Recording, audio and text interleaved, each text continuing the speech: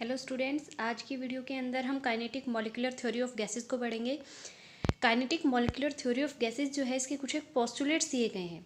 ये थियोरेटिकली जो various gas law थी उन्हें थियोरेटिकली एक्सप्लेन कर रही थी। तो इसके जो पोस्टुलेट्स हैं वो देखेंगे हम one by one. Every gas is made up of very small particles called molecules. ये कह रहा है हर एक जो गैस होती है वो बहुत ही स्मॉल पार्टिकल से मिलकर बनी हुई होती है, जिन्हें हम क्या कहते हैं, मॉलिक्यूल्स कहते हैं। Molecules of a gas are separated from each other by large distance। जो गैसियस मॉलिक्यूल्स होते हैं वो एक दूसरे से बहुत ज़्यादा डिस्टेंस के ऊपर प्रेजेंट रहते हैं, so that volume of molecules is negligible as compare to total volume of the gas.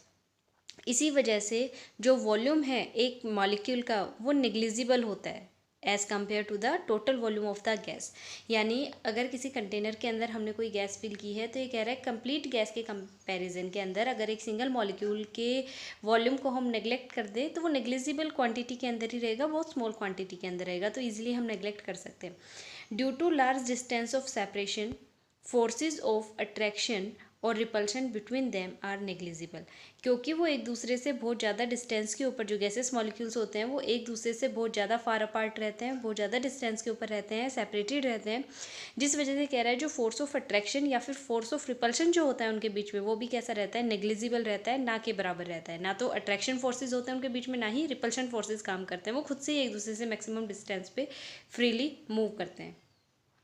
The force of gravitation on the molecule is also negligible। अब जो गैसेस मॉलिक्यूल्स होते हैं इनके ऊपर फोर्स ऑफ ग्रेविटेशन भी काम नहीं करता है, वो भी क्या रहता है, नेग्लिजिबल क्वांटिटी के अंदर प्रेजेंट रहता है। इसीलिए तो वो लाइटर इन वेट होती हैं और क्या करती हैं, अपर डायरेक्शन के अंदर मूव करती हैं, है ना, नीचे सेटल डाउन नहीं होती ना गैसेस कभी भी, इसी रीजन की वजह से, क्योंकि जो ग्रेविटेशनल फोर्स होता है वो भी उनके ऊपर वर्कआउट नहीं करता है।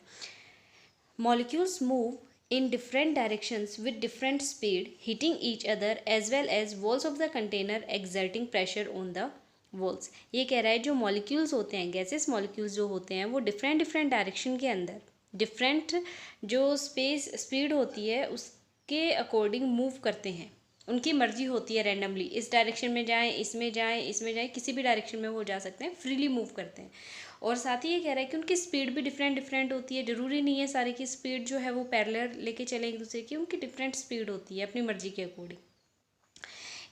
As well as wall of the container, वो एक दूसरे के साथ तो स्ट्राइक करते ही हैं, यानी एक दूसरे को तो टक्कर मारते ही रहते हैं, हिटिंग जो प्रोसेस है उनकी वो चलती रहती है। साथ में जिस कंटेनर के अंदर हमने उन गैसेस मॉलिक्यूल्स को लिया है उनकी वॉल्स के ऊपर भी क्या करते हैं, वो हिट करते रहते हैं, जिस वजह से कुछ ना कुछ अमाउंट के अंदर जो प्रेशर है वो उन वॉल्स के ऊपर भी एक्सर्ट कर देते हैं।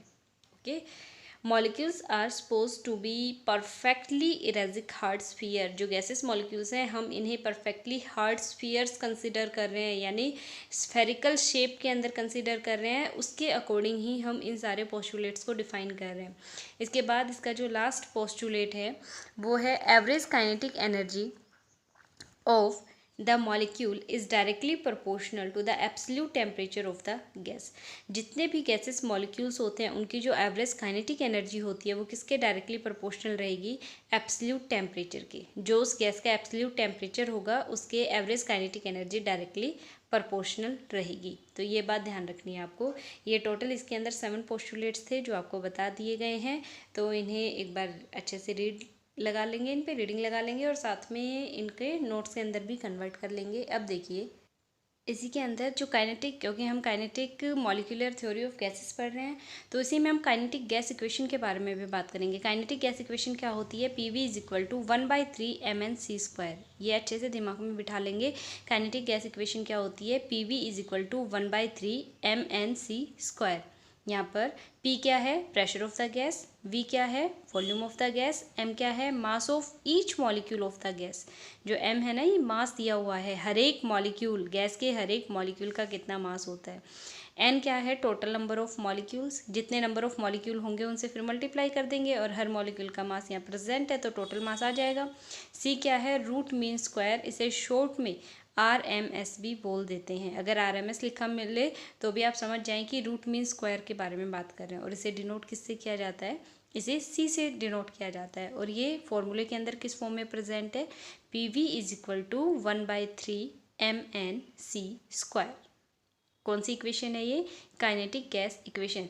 देखिए हमने अभी आइडियल गैस इक्वेशन भी पढ़ी थी पीछे, तो उसके अंदर हम क्या कह रहे थे? P V is equal to N R T. तो पीवी तो सेम ही है यहाँ भी, ओके। सिर्फ क्या चीज़ चेंज की है हमने? एनआरटी की जगह एन भी यहाँ पे लिखा हुआ है, बाकी क्या है 1/3 mc² हो गया, ओके। तो ये आपको ध्यान रखना है।